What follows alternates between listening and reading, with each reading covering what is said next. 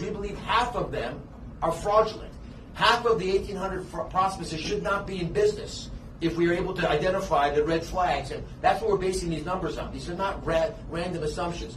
World experts at CMS say if you've got 100% or near survival, certainly if you've got a survival over 50% for a population that's supposed to have passed in 6 months, you've got a problem. If you're clustered in the same buildings as other crooks, if you're sharing employee numbers and license numbers, if you've got a small number of people, less than 50 members, you do that because you can hide what's really going on when they're small because you don't have reporting obligations. J1 visa holders, there are lots of things going on in California that just are not rational, and we're going to take them out.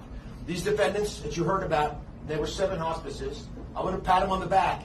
The entire first 4 years of really looking at this issue since 2021, when the report came out from the Auditor General here in California, the entire first 4 years, there were 4 hospices that were revoked. 4 hospices. 7 of them were, criminal charges today.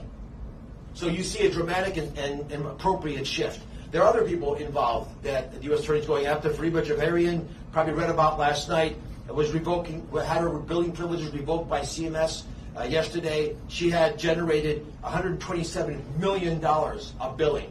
And for some reason, although everyone knew that there was a problem there, her 113 agencies that she worked with, 113 agencies, one doctor was working with, had billed over the last 3 years $127 million. CMS is going to suspend payments to stop money from leaving the U.S. That's our goal. We're going to review every single hospice in California to make sure that they're all appropriate, and we hope to do that expeditiously. We'll do it this year. And I'm going to make an announcement today, because I want to throw the gauntlet down for Governor Newsom.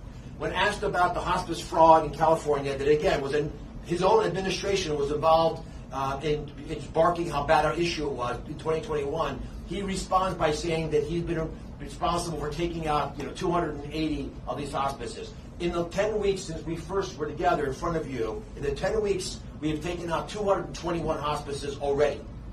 221. We will surpass the governor's achievements in the first 4 years within the month, we believe.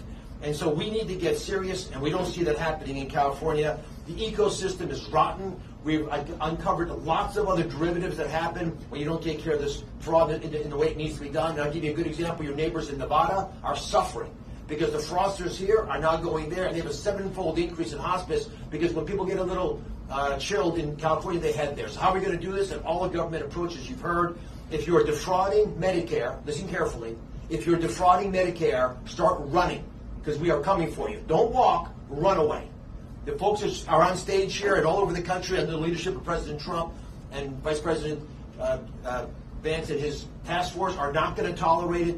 None of us can afford the luxury of being sloppy about this.